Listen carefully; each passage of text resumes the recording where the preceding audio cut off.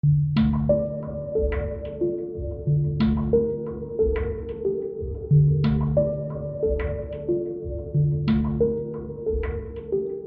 to the Underclass Podcast with Austin Picard. I'm an independent researcher who can't stomach being lied to on a daily basis by the mainstream media, while we live in a fracturing society, launched into parallel realities, falling perfectly onto the two sides of the political spectrum. I remain in the underclass. Author and investigative reporter for over 35 years, Jon Rappoport, wrote an article with the title, How the CIA Hid Their MKUltra Mind Control Program. He begins with a story starting back in the early 1990s, when he spoke with John Marks, author of Search for the Manchurian Candidate. According to the article, this was the book that helped expose the existence and range of the infamous CIA MKUltra program. Marks related the following facts to me, the report claims. He had originally filed many Freedom of Information Act requests for documents connected to the CIA's mind control program. He got nothing back. Finally, as if to play a joke on him, someone at the CIA sent Marks 10 boxes of financial and accounting records. The attitude was, "Here, see what you can do with this." I've seen some of those records. They're very boring reading. But Marks went through them, and lo and behold, he found he could piece together MKUltra projects based on the funding data. Eventually, he assembled enough information to begin naming names. He conducted interviews. The shape of MKUltra swam into view. And so he wrote his book, Search for the Manchurian Candidate. He told me that 3 important books had been written about MKUltra, and they all stemmed from those 10 boxes of CIA financial records. There was his own book, Operation Mind Control by Walter Bauert, and The Mind Manipulators by Alan Sheflin and Edward Opton. After publishing his book, Marks continued to press the CIA for more MKUltra information. He explained to me what then happened. The CIA official told him the following. In 1962, after 10 years of mind control experiments, the whole program had been shifted over to another internal CIA department, the Office of Research and Development, ORD. The ORD had 100 boxes of information on their MKUltra work, and there was no way under the sun, Marks was told, he was ever going to get his hands on any of that. It was over. It didn't matter how many FOIA requests Marks filed. He was done. The door was shut. The CIA went darker than it ever had before. No leaks of any kind would be permitted. In case there is any doubt about this, the idea of relying on the CIA to admit what it has done in the mind control area, what it is doing, and what it will do, should be put to bed by John Marks' statements. The CIA always has been and will continue to be a rogue agency. To give you an idea of how far the CIA, the U.S. military, and its allied academics will go in MKUltra research, here's what I wrote in 1995 about several human experiments. My information was based on the 3 key books I mentioned before, as well as Martin Lee's classic, Acid Dreams. Dr. Robert Heath of Tulane University, as early as 1955, working for the Army, gave patients LSD while he had electrodes implanted deep inside their brains. In the mid-1950s, Paul Hoke, MD, a man who would become Commissioner of Mental Hygiene for the state of New York, then a laborer in the field for the CIA, gave a pseudo-neurotic schizophrenic patient mescaline. The patient had a heaven and hell journey on the compound, but Hoke followed this up with a transorbital leucotomy, or lobotomy.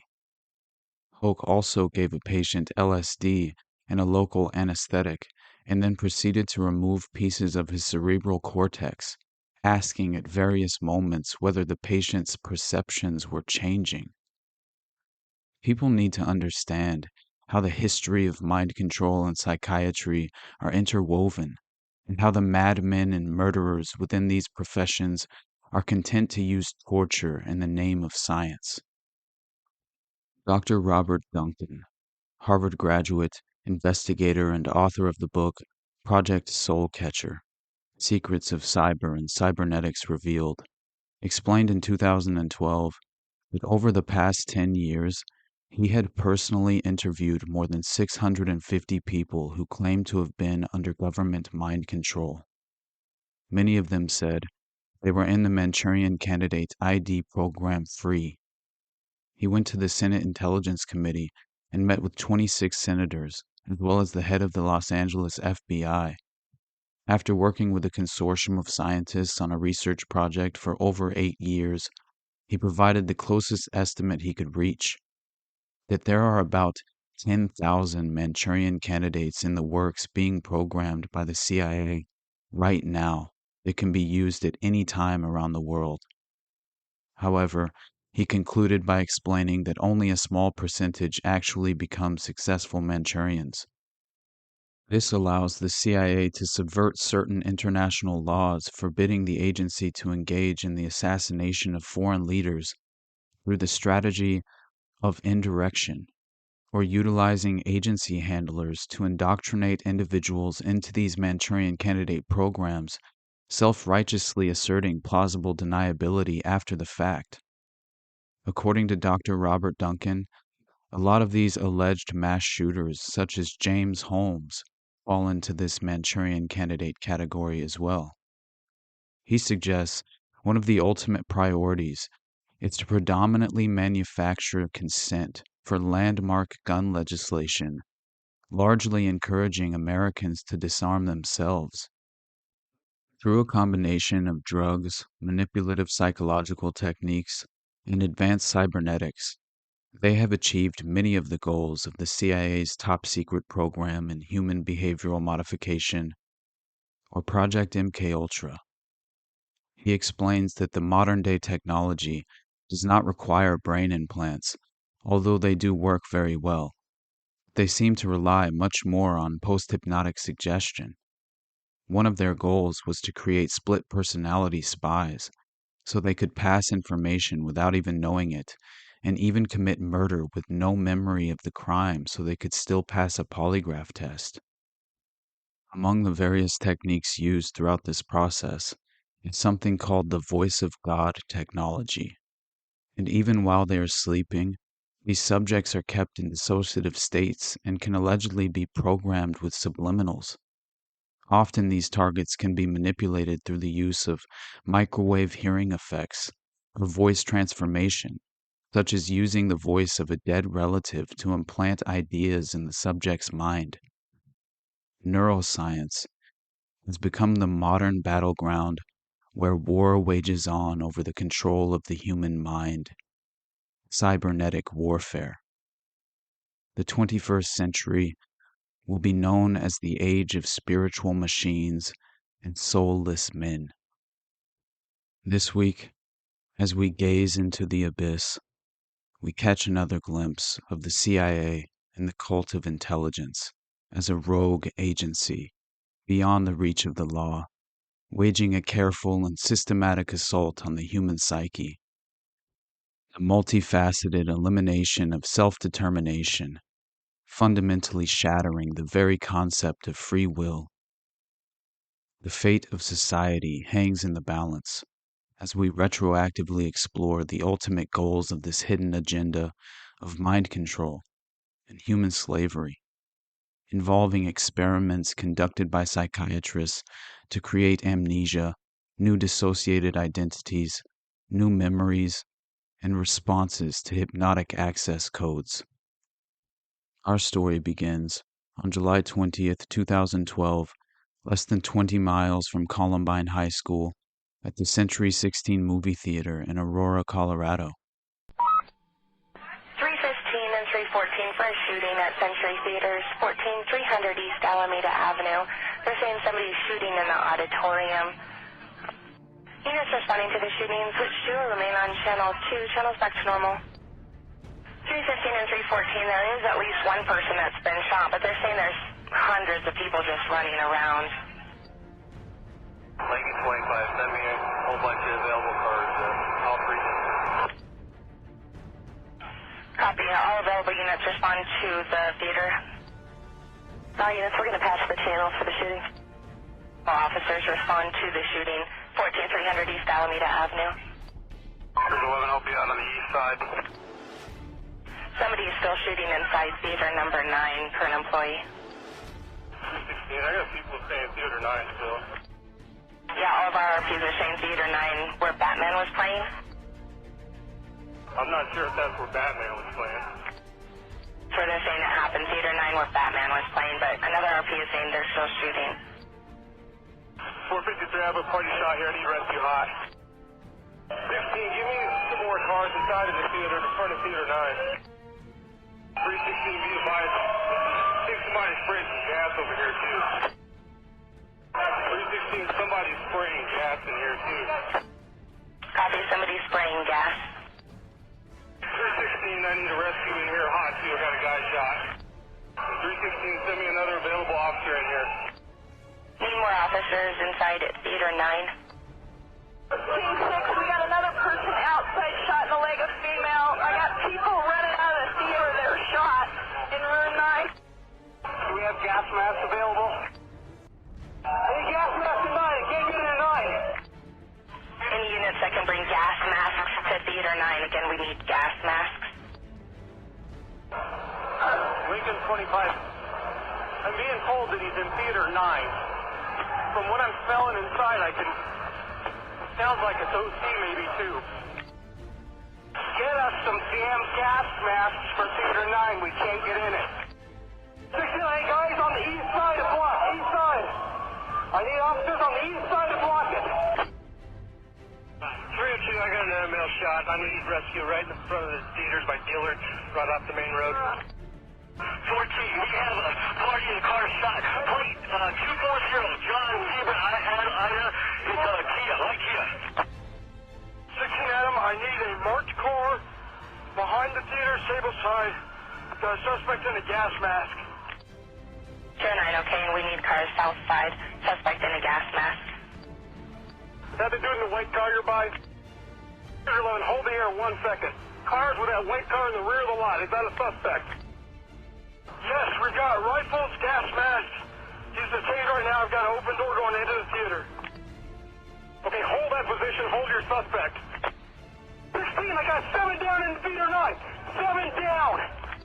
Copy, we'll notify fire. 7 down in theater 9. Give me some officers in 9 so we can get the movable victims out. Need more units in theater 9. 321, one of the shooters might be wearing a white and blue plaid shirt. Copy, outstanding shooter possibly wearing a white and blue plaid shirt. I've got a child victim. I need rescue at the back door of theater 9 now. Suspect saying he's the only one, but I'm getting conflicting suspect description from the witness that I heard. Inside of the theater is secure. We're bringing out bodies now. Get someone to the back as soon as you can. Rescue personnel. I got at least 3 to 7 hits.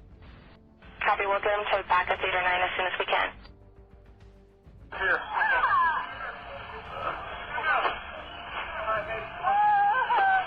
He's not working. They're coming out. 17 dispatch. We're going to evacuate all we can out of 9 to the east side. Metro 10, Lincoln 25. Do I have permission to start taking some of these victims via car? I got a whole bunch of people shot out here. No rescue. Yes, load them up, get them in cars, get them out of here. Lincoln 25, everybody inside, realize that behind the screens, those are open venues, so you need to check behind those screens also. Down those screens, because there's recesses behind them. They're huge. Hey, we've got 5 possible employees in here. We're searching them now.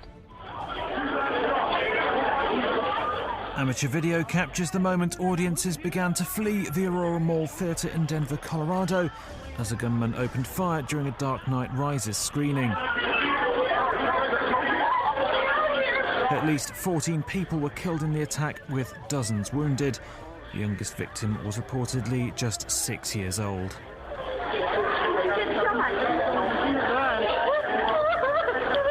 shot. Look inside the rear shot. In this footage, shocked and bloodied people can be seen leaving the theatre. Oh my God.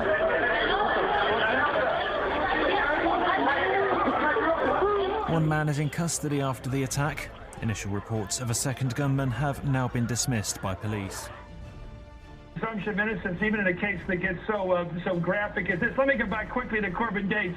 Was there one or two people involved in this? I've heard that you believe there might have been two, not just one. I couldn't speculate, but the way from what I saw prior, before the gunman walking in, acted out, it seemed like there was two. But I couldn't speculate because I did not know what happened after that door had shut before it spun back open. I think you told one of our producers that the person you saw going out of the theater to get and come back, whoever came back in, the one who went out had a goatee. Yeah. Go ahead. That's correct, yeah. Prior to the movie even starting, when I came and got my seat at the theater, a guy walked in into the auditorium after me, sat into the very first right row, and got a phone call, took his phone call towards the emergency exit, not the lobby, and had his foot propped open by the door. It seemed like he was making gestures, trying to find somebody or trying to have somebody come to his location to where he currently was. After that, I had already stepped out of the auditorium to bring my friend in, and when we came back, the movie was just starting, lights were dimming, and that door seemed closed. And you testified to all this in court? Yes. Okay, thank you very much. Corbin Dates, I'm glad you got through it, fella. Don, this is what law enforcement sources suggest now happened during this midnight movie. They believe the suspect came into the theater with a ticket, went out through an exit door to the right of the screen toward his car, which was parked just outside of that exit, and there they think that he geared up for the attack, and at approximately 12:37 or 12:38, he came back in. Now, what witnesses say they saw was at some point a canister was tossed in here, spraying gas into the room, some sort of tear gas or pepper spray. They say he fired into the ceiling first, and then this man who was wearing all black with a bulletproof vest and a gas mask on started shooting into the crowd.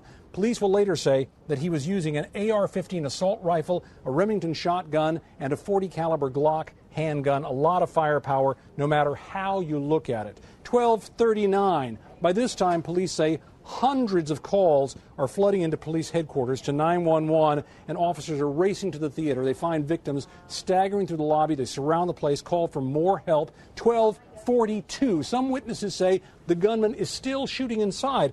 Officers urgently call for gas masks so they can get into Theater 9 because it's choking in there. At 12:46, at some point here, the witnesses say the shooter simply stops shooting and walks out the way he came in toward his car, and that's where the police grab him right outside. They say he still has two weapons on him. He's dropped one in the theater. They find another one inside his car. They also say, in addition to the vest and gas mask, he's wearing a ballistic throat protector and a groin protector, and he's wearing black tactical gloves. Simultaneously, officers flood into Theater 9, where they find a scene of unimaginable carnage. People shot in the head and the arm and the legs and the body, some of them children, some so hurt they couldn't even possibly run, some who can't even be moved. By 12:46, they have the suspect. They've gone to look at his apartment. They're seeing what they can do next, and they're transporting people to the hospital in their cars simply because there aren't enough ambulances to handle them all. Don? This is an ABC News special report. To update you on the situation, if you're just now joining us, at least 14 dead, 50 injured. A lot of those injuries are severe after a lone gunman opens fire in a theater outside of Denver, Colorado, in Aurora. We want you to listen actually to this cell phone video that's just now coming into the ABC newsroom. This will be the first time that we've actually seen or heard this video, so take a listen.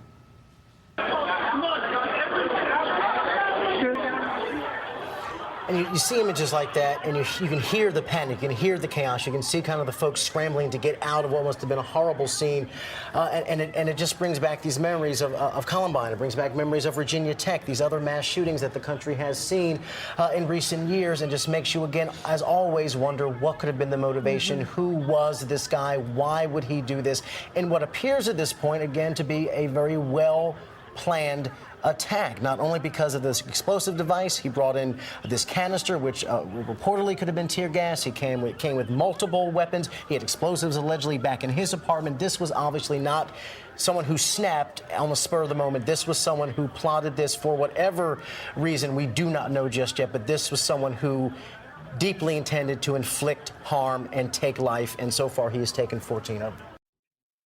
According to the official narrative, on July 20th, 2012, a 24-year-old James Egan Holmes, dressed in full tactical gear, set off tear gas grenades and shot into the audience with multiple firearms during a midnight screening of the film The Dark Knight Rises. 12 people were killed, and 70 others were injured, 58 of them from gunfire. A PBS report would claim that it was the deadliest shooting by a lone perpetrator in the history of Colorado, and the state's second deadliest mass shooting after the 1999 Columbine High School massacre. Aurora police would later testify that Holmes fired 76 shots in the theater, 6 from the shotgun, 65 from the semi-automatic rifle, and 5 from the .40 caliber handgun. Police said that Holmes bought a ticket, entered the theater, and sat in the front row. About 20 minutes into the film, he left Theater 9 through an emergency exit door beside the movie screen with direct access to the parking area at the back of the complex, and propped the door slightly open with a plastic tablecloth holder. Around 12:30 a.m., roughly 30 minutes into the movie, he re-entered the theater through the same exit door, and a report by the Associated Press would describe him listening to techno music through a set of headphones so that he could not hear anything from people in the theater. Multiple reports have Holmes throwing one canister towards the left side of the theater, emitting a gas or smoke that partially obscured the audience members' vision, making their throats and skin itch and causing significant eye irritation. At about 12:45 a.m., police officer Jason Oviatt apprehended Holmes behind the cinema, standing next to his car, without resistance. Due to the tactical gear, Holmes was initially mistaken for a police officer. He was described as being eerily calm and disconnected during his arrest. Once apprehended, he told the police that he had booby-trapped his apartment with explosive devices before heading to the theater. By the next day, bomb squad officials disarmed an explosive device that was wired to the front door and confirmed the presence of explosives in the apartment.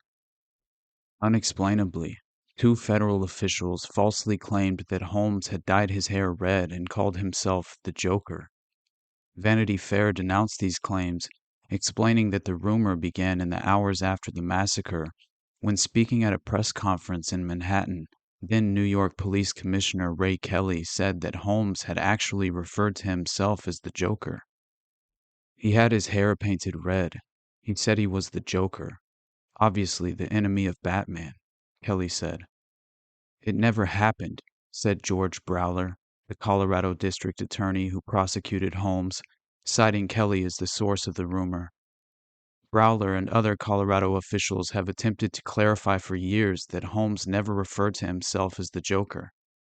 The story has persisted, Browler said, because it fits the narrative so cleanly. Of course, the crazy hair-colored guy who shot up the Batman premiere thought he was the Joker, of course, and yet it has no connection to reality. However, there have been attempts to set the record straight about Holmes' dyed orange-red hair, which some considered a potential sign of his Joker fandom. Dr. William Reed, the psychiatrist who interviewed Holmes for several hours during the trial and later published the book A Dark Night in Aurora, said the shooter had dyed his hair prior to the shooting, after being inspired by a friend who had blue hair. Dr. Reed also said that Holmes picked that movie simply because it was guaranteed to be full. James Holmes made his first court appearance in Centennial, Colorado on July 23, 2012, before Judge William Sylvester. He was read his rights, and no bail was given due to the nature of the charges. The judge appointed the Colorado State Public Defender for Holmes' defense. Reportedly, Holmes' defense attorneys stated in a motion that he was a psychiatric patient of the medical director of Anschutz's Student Mental Health Services prior to the Aurora shooting. The prosecutor disagreed with that claim. 4 days after the release of the defense attorney's motion, the judge required this information to be blacked out. The Denver Post reported that Aurora police seized 4 prescription bottles and immunization records when they searched theater shooting suspect James Holmes' apartment in July, according to newly obtained filings in the murder case against Holmes. The disclosures come in a back and forth between prosecutors and defense attorneys over whether those items should be subject to doctor-patient confidentiality. The documents, many of which are heavily redacted, do not reveal what prescriptions the bottles were for or whether prosecutors intend to use them as evidence. During the judicial proceedings, he appeared to be in a complete dissociative state, never even looking at the judge. His appearance and his behavior, which was described as dazed and confused, fueled speculation about his mental state. Instantly, red flags went up when the news came out that James Holmes had split personalities, claimed Dr. Robert Duncan. In March 2013, a Colorado judge stated that if James Holmes pleads not guilty by reason of insanity to the Aurora murders, state psychiatrists can subject him to drugs that will help him remember his state of mind at the time of the shootings. The Guardian published an article the very same month explaining that legal and medical experts are questioning the decision of a judge in Colorado to allow James Holmes, the suspected gunman in the Aurora Cinema shooting, to be tested with a truth serum should he plead not guilty by reason of insanity. Judge William Sylvester ruled that in the event of Holmes pleading insanity, his prosecutors would be permitted to interrogate him while he is under the influence of a medical drug designed to loosen him up and get him to talk.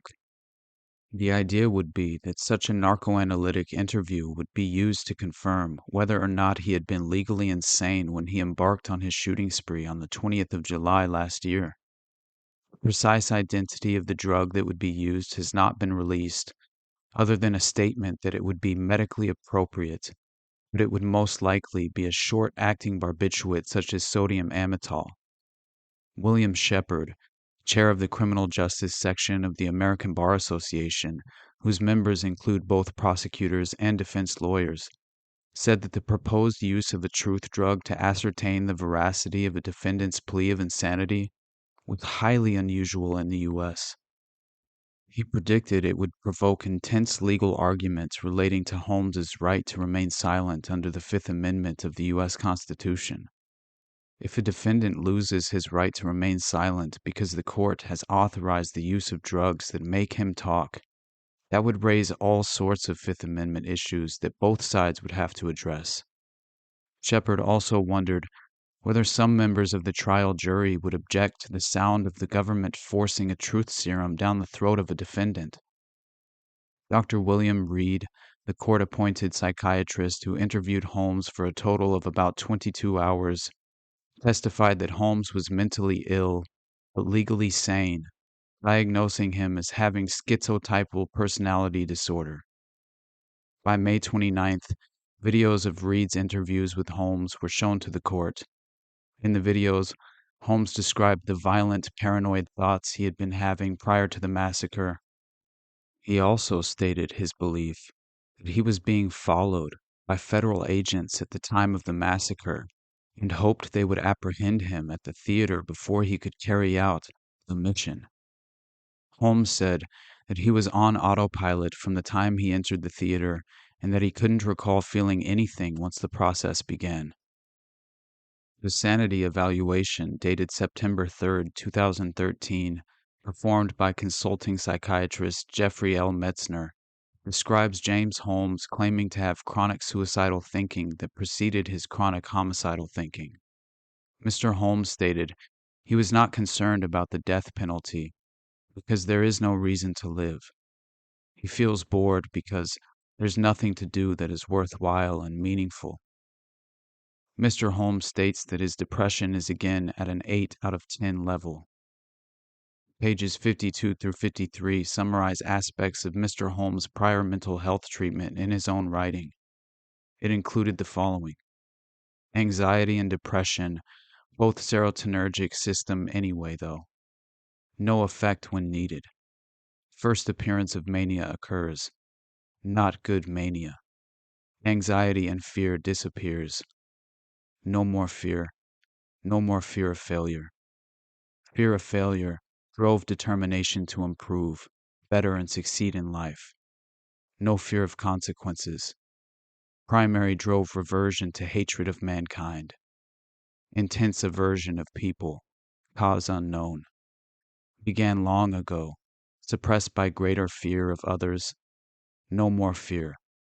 Hatred unchecked. Start small. Buy stun gun and folding knife. Research firearms laws and mental illness. Buy handguns. Committed shotgun, AR-15, and handgun. Wild card. Explosives. Simplest and least suspicious. Gasoline and oil. Acquire remote detonation system and body armor. Practicing shooting at Byers Canyon Rifle Range. Can't tell the mind rapist's plan. If plan is disclosed, both normal life and ideal enactment on hatred failed. Mr. Holmes said, "If I told them, then I would be locked up and could not carry out the mission. I had to complete it in order to not suicide." Mr. Holmes explained that the mind rapist was the psychiatrist. Coincidentally, James Holmes wasn't the only mass shooter to refer to his therapist as the rapist. The other happened to be Adam Lanza, the alleged mass shooter of the Sandy Hook Elementary School. According to Dr. Peter Langman, an expert on the psychology of school shooters and other perpetrators of mass violence, in Lanza's view, growing up in a culture and learning how to function socially is a process of raping innocent minds. He stated, "The entire philosophy behind education, the brutal indoctrination of pristine minds so as to propagate some delusional system of cultural values." He referred to children who've been mind-fucked by culture rapists, viewing the imposition of culture into children as a form of rape. He liked to take the word therapist and break it into the rapist. For example, therapists are secular priests who assert that they have some truth, and if your values deviate, then you are wrong.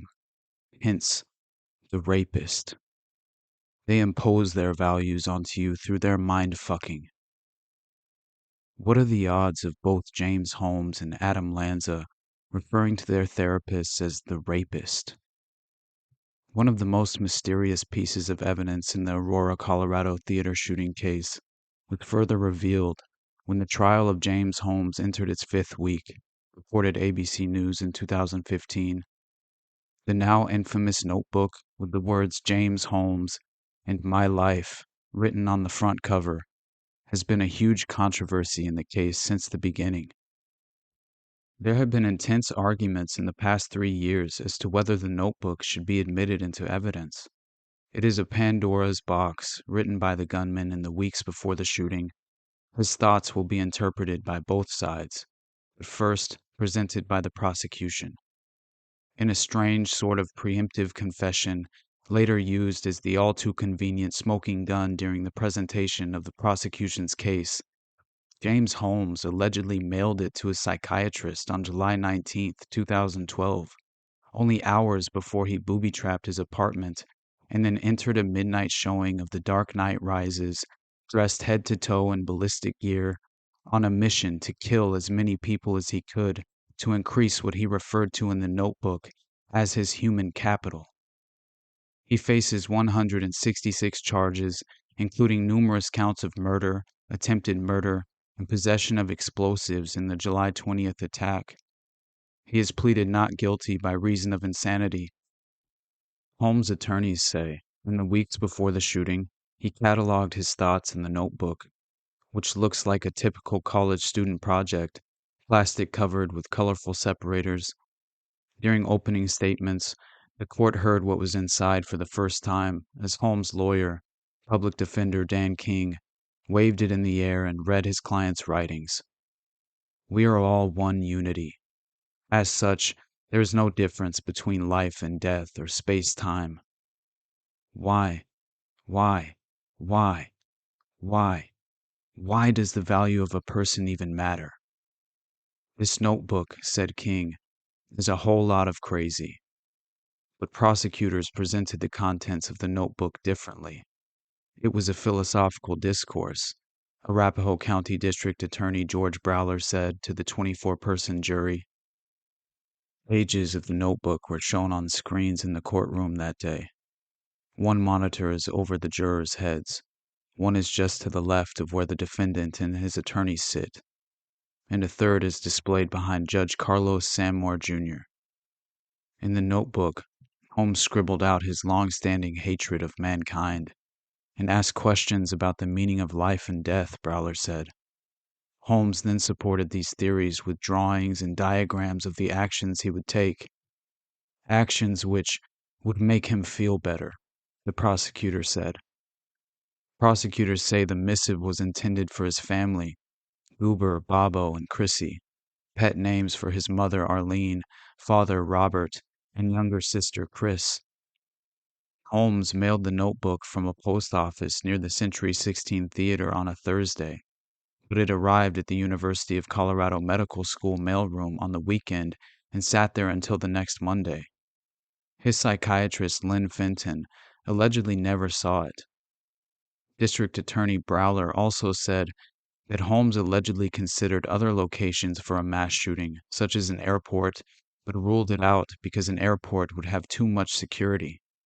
He also wrote his reasoning that an attack on an airport would be confused as an act of terrorism, saying, "Terrorism isn't the message. The message is, there is no message." In addition, he had been considering using explosives, chemical agents, or biological agents in his attack, but rejected the scenario as he thought he might blow himself up.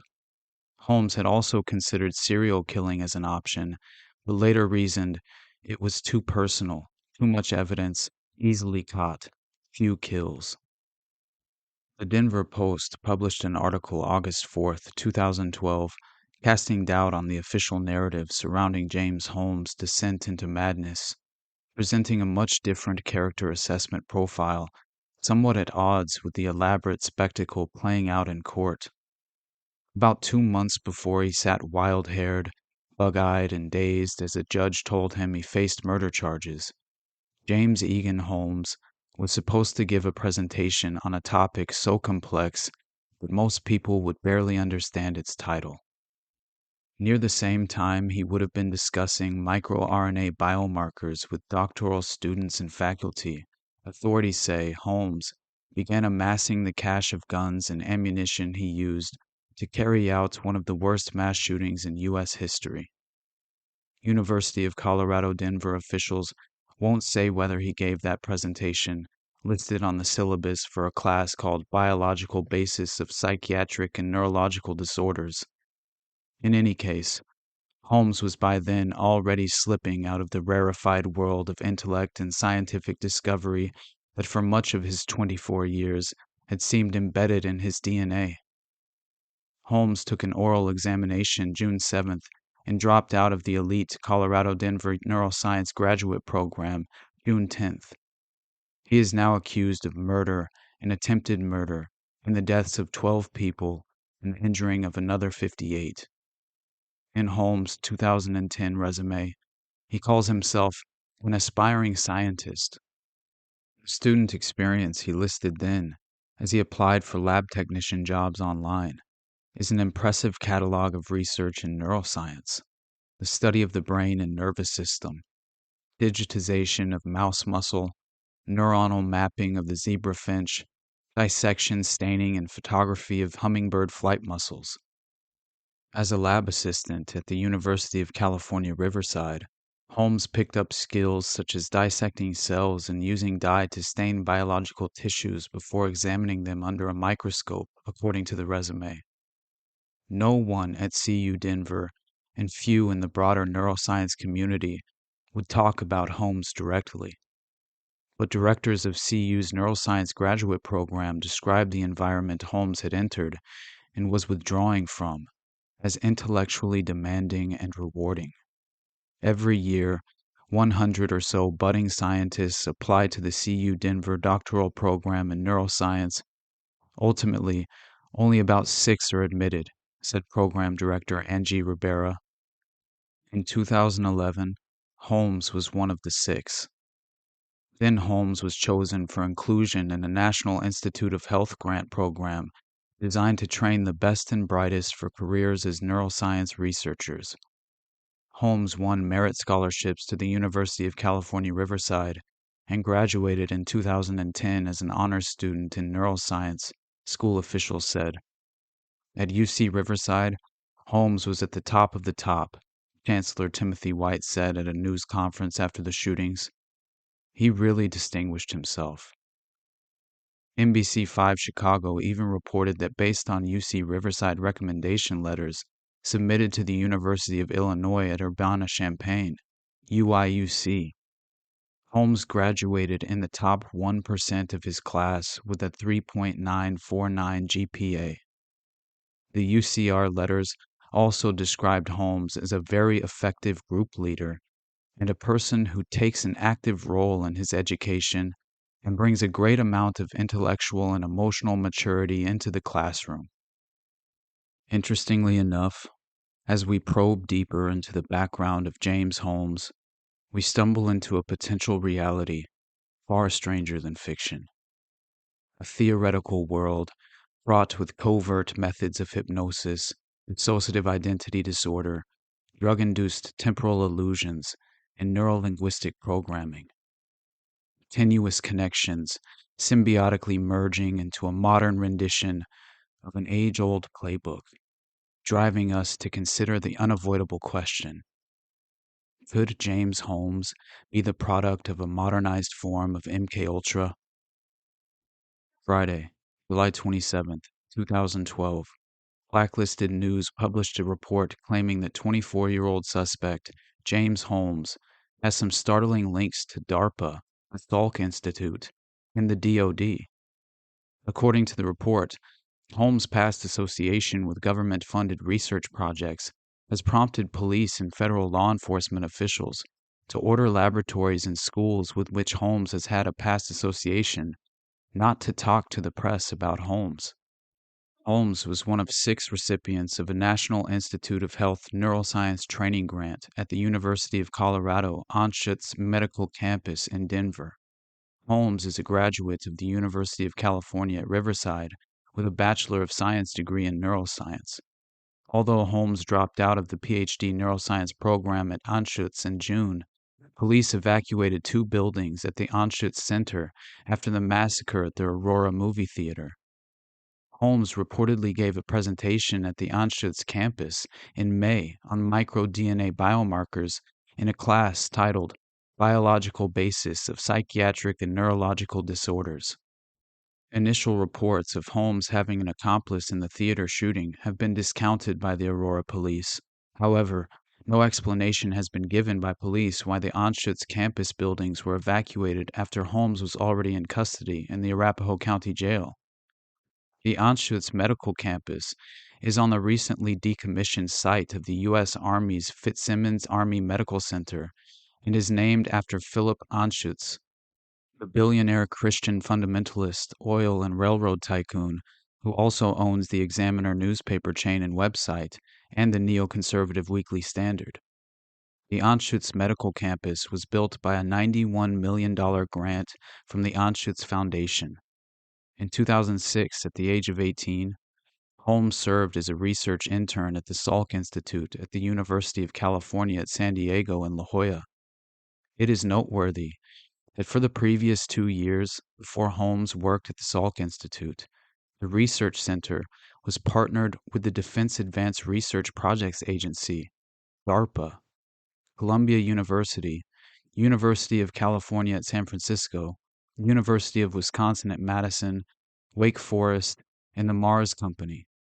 or the manufacturers of Milky Way and Snickers bars, to prevent fatigue in combat troops through the enhanced use of epicatechin, a blood flow increasing and blood vessel dilating antioxidant flavanol found in cocoa, and particularly in dark chocolate.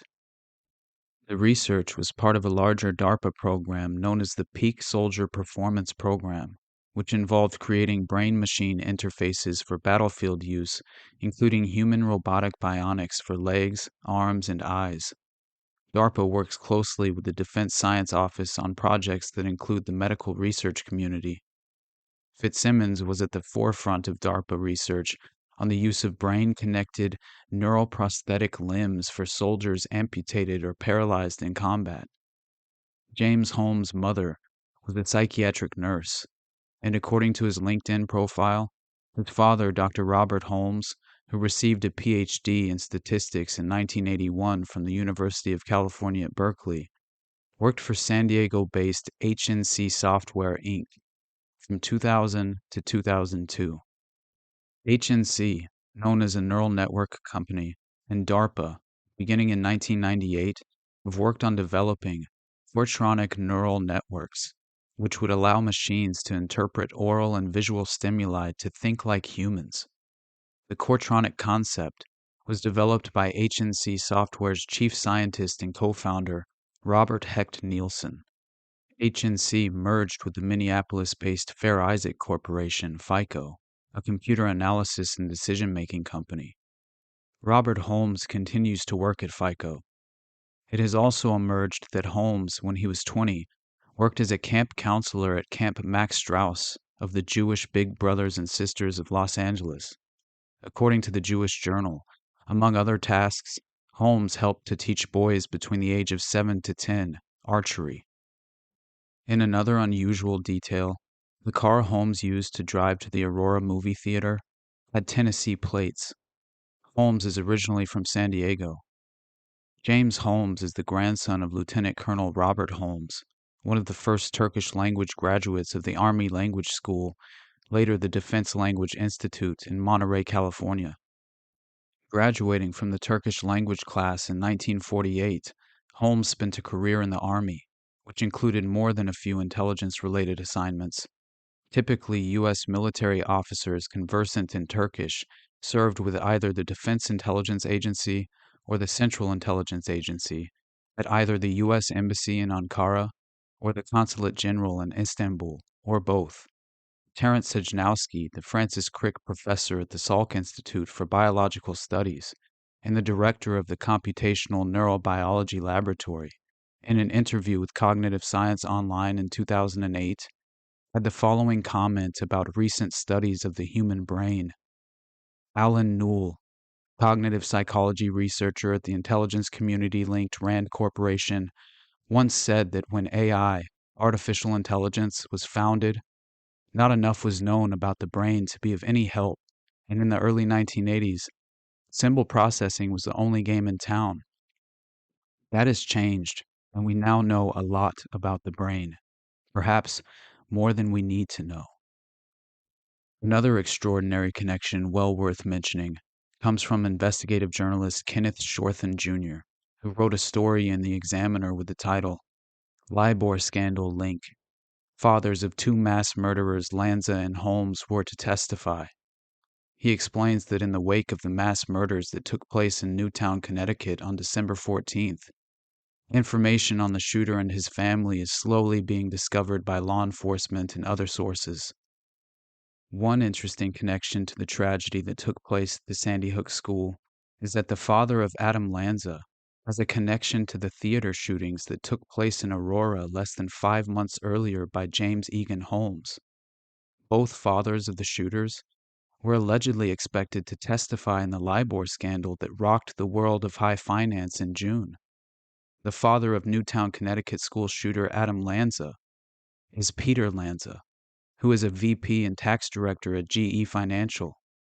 The father of Aurora, Colorado movie theater shooter James Holmes is Robert Holmes, the lead scientist for the credit score company FICO.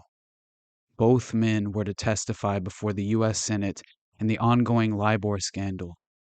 The London Interbank Offered Rate, known as LIBOR, is the average interest rate at which banks can borrow from each other. 16 international banks have been implicated in this ongoing scandal, accused of rigging contracts worth trillions of dollars. HSBC has already been fined $1.9 billion and 3 of their low-level traders arrested. According to the Daily Mail, in late November 2012, ex-prisoner Stephen Unruh, 38, claims he spoke to James Holmes when both were in jail. He said Holmes told him he was programmed to kill during psychotherapy, and Mr. Unruh also claims he talked Holmes out of committing suicide during a 4-hour conversation. An article published by the Denver Westward goes into further detail regarding the claims, although it's effectively dedicated to discrediting fellow inmate Stephen Unruh. People who are more well acquainted with Project Monarch's advanced programming techniques might not be so easily convinced. The story begins with a condescending tone, insisting that Stephen Unruh is having a hard time convincing anyone that he spent hours talking to Aurora Theater shooting suspect James Holmes shortly after his arrest last July. Jail officials say there's no way that Unruh could have had that kind of access, yet certain elements of the story, which includes a description that resembles the headbanging routine that sent Holmes to the hospital last week, have been attracting attention from law enforcement and even families of the shooting victims. They're going to try to discredit my story, Unruh told Westward in a recent interview at the jail. But I was able to have a 4-hour talk with him. I talked him out of suicide. There are plenty of reasons to be skeptical of the tale presented by Unruh, a 38-year-old inmate with a long history of drug and theft charges. To begin with, his account of what Holmes supposedly told him is as bizarre as a William S. Burroughs fever dream. Also, Unruh just got out of prison last January after serving 6 years for methamphetamine and credit card fraud convictions, and he says he's been diagnosed as having a bipolar condition. It's always been meth with me, he says. If I drink a beer or something, I've got the voices in my head that drive me to do more drugs. I'm really weak-minded. He's going public with his account of an encounter with Holmes, he says, only after first trying to interest the Arapahoe County District Attorney's Office in his story. He's currently facing habitual criminal charges and had hoped to deal his way into mental health treatment rather than a 12-year prison sentence. Although an investigator visited him, the DA hasn't been working with me, he sighs. What Unruh can prove is that he was booked into the Arapahoe County Sheriff's Office detention facility on drug and theft charges at 6:44 p.m. on July 19th, just hours before the attack in Aurora at a midnight showing of The Dark Knight Rises. Unruh says he was still in the booking area when officers brought in Holmes, whose head was initially covered with a hood. Although Holmes was put into a cell by himself, Unruh says inmates in the area are able to communicate by shouting through a small gap in the cell doors, which move back and forth on rails. I didn't know who he was, Unruh explains. I could hear some black dudes yelling from the other side, "You're a piece of shit. Kill yourself." I had been in prison before, so they said, "Tell this dude he's not going to be all high and mighty on the prison yard." Unruh says he began talking to Holmes, explaining how poorly child killers are received in prison. Jail staff quickly covered the window in Holmes' cell door with a tarp, but Unruh says he heard him pounding on the wall with his fists, and then running, slamming his body and his head into the wall. Unruh described this action in an interview that took place several days before Holmes reportedly engaged in similar headbanging last week. It went on for 10 minutes before I couldn't handle it anymore, Unruh says. I told him, "Don't be doing that. You need to repent to the people for what happened." He asked me to do an apology letter for the kids. Captain Vince Souter of the Arapahoe County Sheriff's Office says that both the physical layout of the booking area and staff's monitoring of the area would have prevented the kind of dialogue Unruh claims. Even if they were in booking at the same time, they couldn't shout from one cell to another like that, he says. For someone to say they were communicating with this person, it can't happen, Lieutenant J.D. Knight, who directly supervises booking operations, agrees. It would be virtually impossible for Mr. Unruh to have any of the communication he has stated. But Unruh insists the sporadic conversation continued even after Holmes was moved to another cell in the area. He says that Holmes told him he felt like he was in a video game during the shooting, that he wasn't on his meds, and nobody would help him. He says Holmes also mentioned NLP, presumably neurolinguistic programming, a much scorned and outmoded approach to psychotherapy, and claimed to have been programmed to kill by an evil therapist. When he got out to his car, he wasn't programmed anymore, Unruh says. It sounded kind of crazy. He was trying to run it by me, basically. Unruh has a phone number that he says Holmes asked him to call. The number connects to the cell phone of a bereavement counselor who says she has no acquaintance with Holmes or Unruh. He has a form that indicates James Holmes tried to send him a letter, but it was rejected by jail authorities. He claims to have received messages from Holmes via other inmates since that night, but he admits he doesn't know if the sender was actually Holmes. Still, Unruh's story seems to have drawn interest in one unlikely quarter. He says Holmes told him he walked up and down the aisles of the theater 3 times before he opened fire, and that detail, if true, might have some bearing on the pending litigation by victims' families against the theater chain. Unruh has paperwork indicating that he's been in communication with at least one family member on that point. Unruh's story may well prove to be nonsense, but the lack of answers in the Aurora tragedy has some people looking for whatever answers can be found.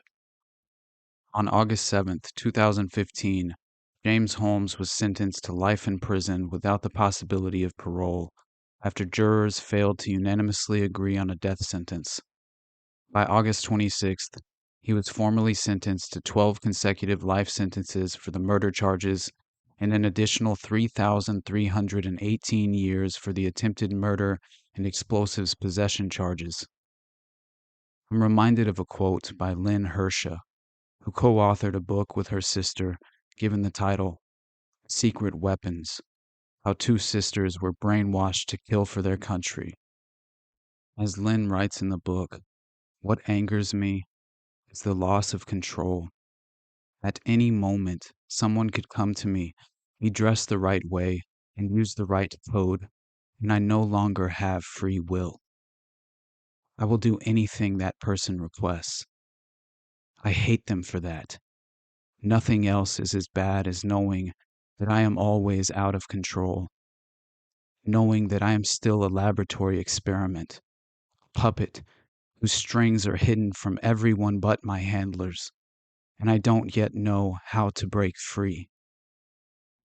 In the end, as we gaze into the abyss, we catch another glimpse of the cult of intelligence and its careful and systematic assault on the human psyche.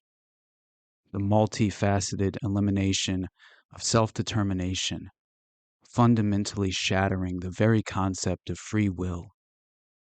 The fate of society hangs in the balance as we retroactively explore the ultimate goals of this hidden agenda of mind control and human slavery, involving experiments conducted by psychiatrists to create amnesia, new dissociated identities, new memories, and responses to hypnotic access codes. A theoretical world fraught with covert methods of hypnosis, dissociative identity disorder, drug-induced temporal illusions, and neurolinguistic programming. Tenuous connections, symbiotically merging into a modern rendition of an age-old playbook, driving us to consider the unavoidable question: could James Holmes be the product of a modernized form of MKUltra?